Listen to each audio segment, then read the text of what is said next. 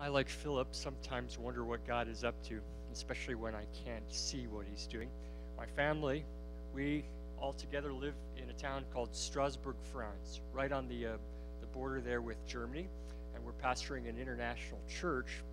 I know in my town, in Strasbourg, that most of the people, the vast majority of them, have never held a Bible in their own hands. I know that the vast majority of them do not have any significant relationship, any kind of friendship with anybody who actually follows Jesus, with anybody whose relationship with Jesus is central to their life.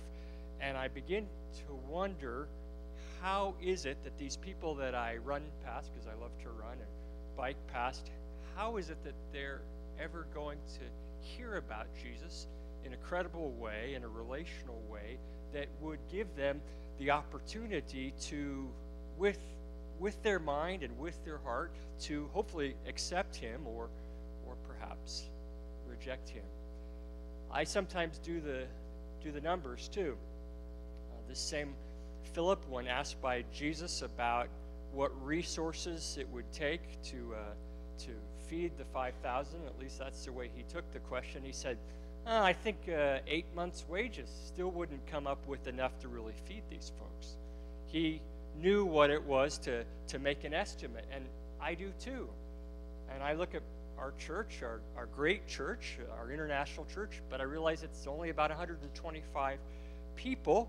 And then I think about the numbers of gospel-oriented churches that focus on the Bible and who Jesus is, and I compare that to the overall population of our city, and I think, wow, we're responsible, at least in a pastoral sense of the word, of responsible for 20,000 people.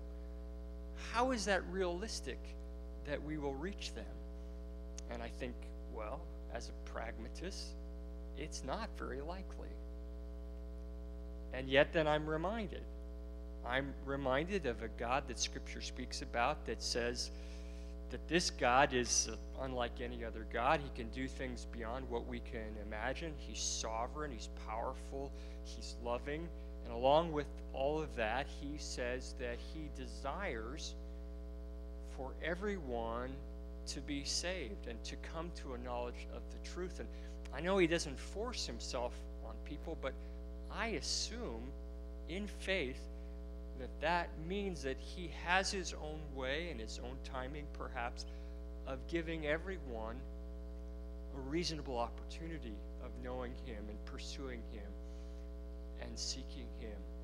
So this God who must have something going on bigger than the numbers and ratios that I can see, I believe in the city of Strasbourg, has his people in every neighborhood, and perhaps even someday we will see the dream of there being a good church in every neighborhood, because Jesus said, and I take him at his word, that he will build his church no matter what.